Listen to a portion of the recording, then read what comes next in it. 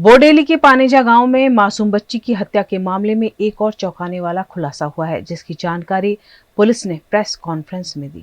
ગઈકાલ તારીખ 10મી માર્ચના રોજ બોડેલી પોલીસ સ્ટેશનના પાણેજ ગામની અંદર એક જઘન્ય પ્રકારની હત્યાનો બનાવ બન્યો હતો, જેમાં આરોપી લાલા તડવીએ 5 વર્ષની બાળકી રીતા તડવીને કુહાડીનો ઘા મારીને મારી નાખી હતી। જેમાં પ્રાથમિક બાબત એવી આવી હતી અને આખો દિવસ ગઈકાલે એ વસ્તુ ચાલી પણ હતી કે આ હત્યા તાંત્રિક વિધિ માટે ભુવાએ કરેલી હત્યા છે। પણ ખરેખર સ્થળ તપાસ જ્યારે કરવામાં આવી અને સ્થળ તપાસ ઉપર આરોપીના પાડોશીઓના સ્ટેટમેન્ટ લેવામાં આવ્યા તે વખતે વસ્તુ સ્પષ્ટ થઈ કે આ વ્યક્તિ કોઈ પણ પ્રકારનો તાંત્રિક કે ભુવો નથી, ના તો આ કોઈ ધાર્મિક વિધિનો જાણકાર છે।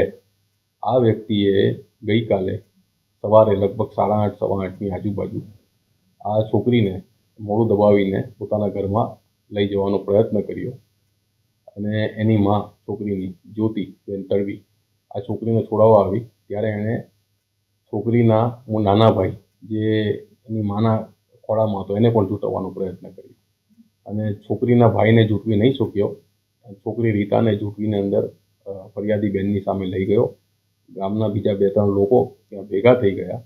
એમની હાજરીમાં એણે પોતાના ઘરના આગળના રૂમમાં કુહાડીનો એક ઘા મારીને એ છોકરીને મારી નાખી હતી, જેથી એની માં ખૂબ આઘાતમાં હતી। હવે ઘરના જ એ રૂમની અંદર સાઈડ ઉપર એક મંદિર છે, જે મંદિર ઉપર પણ આ જે લોહીના છાંટા ઉડ્યા હતા, કેમ કે ખૂબ ફોર્સથી લોહી ઉડ્યો હતો અને આરોપીને જ્યારે ગામ લોકોએ પકડવાનો પ્રયત્ન કર્યો ત્યારે ભાગ્યો, એટલામાં પોલીસ આવી ગઈ। પોલીસે ગામ લોકોની સાથે આરોપીને પકડી લીધો। આરોપીની પ્રાથમિક પૂછપરછમાં એણે પોલીસને સતત ગુમરાહ કરવાનું ચાલુ રાખ્યું। હજુ પણ આરોપી પોલીસને ગુમરાહ કરી રહ્યો છે।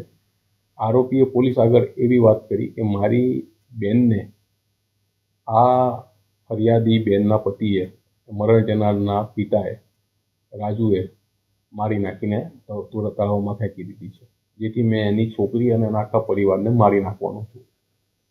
પણ ગામમાંથી હકીકત જાણતા ખરેખર આવો બનાવ નજીકના શું દૂરના પણ ભૂતકાળમાં બન્યો નથી અને એની બહેનો ખરેખર જીવિત છે। એક બેન અમદાવાદમાં છે, એક સંખેડામાં છે, છતાં એણે આ વાત ઉપજાવીને પોલીસને ગુમરાહ કરી।